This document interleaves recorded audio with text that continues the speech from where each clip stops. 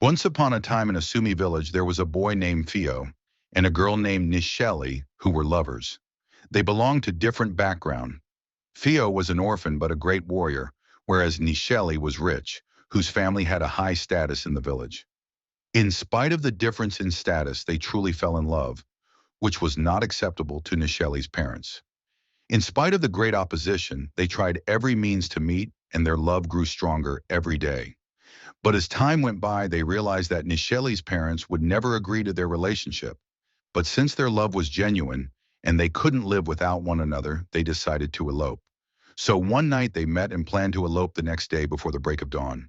According to the plan, Theo would knock at Nisheli's window before dawn, and Nisheli would join him.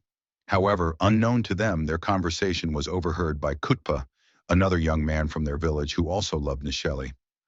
Early the next morning, as they had planned, Nisheli was ready and waited for Theo's knock at her window. There was a knock on her window and her name was called. However, that morning Theo's voice sounded different. So she asked, "Dear, what happened to you? Your end voice sounds so different today." To which the boy responded that he was not feeling well, and that's why his voice sounded different. She came out from her room and followed him without actually knowing that anything was amiss because it was still very dark, and so couldn't recognize each other's faces. Meanwhile, Theo came and knocked on her window, but there was no response.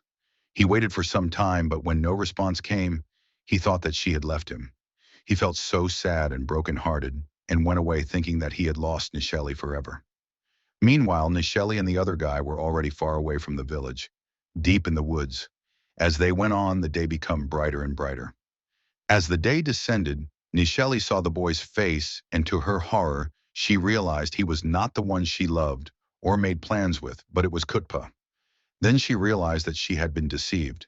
She became so mad and in great anger said that she didn't love him and would go back to Theo, the one whom she loved truly. However, Kutpa was not moved, but rather tried to convince her and win her by saying that he loved her so much, and even went to the extent of saying that he loved her as much as Theo loved her. Yet Nisheli was not convinced and was adamant to go back to Theo. However, Kutpa tried to reason with her by saying that they were too far from the village and going back would be difficult for her. But she kept on saying that she don't love him and would go back. Finally, Kutpa realized that he could not change her mind to love him, and in his anger took out his sword and said, "If you don't love me and can't be mine, I will not let anyone else have you." Saying this, he killed her. When sense returned, he was filled with grief and sorrow for his act. He left her there and returned to the village a broken man. As for Theo, even after many years he could not forget Nisheli and always wondered why she had left him. His friends tried to cheer him up. One day they convinced him to go hunting. On their way, it started to rain heavily, so they took shelter under some trees. Now a very strange and amazing thing happened. A very beautiful flower sheltered Theo wherever he went. It protected him from the rain while all his friends got wet.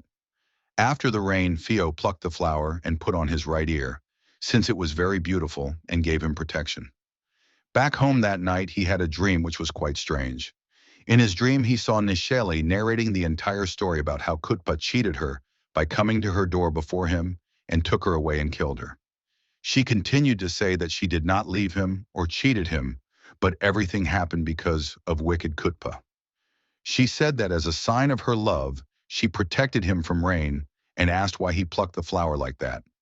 Neshli further said that the flower was she, and if he didn't believe she asked him to check his ears, he would find blood.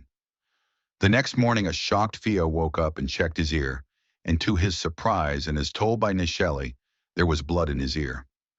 This was how Theo came to know the real reason why Nisheli did not come when he called her to take her away, and how she died a tragic death in Kutpa's hands. He was more heartbroken and sad after knowing the truth. After some months, Theo too passed away happy to join Nisheli forever. Thus, today the Sumis believe that the flower Anishe is a sign of Theo and Nisheli's sad love story. That is how the flower Anishe got its name from Nisheli, who died a tragic death and returned to protect her lover in the form of a flower.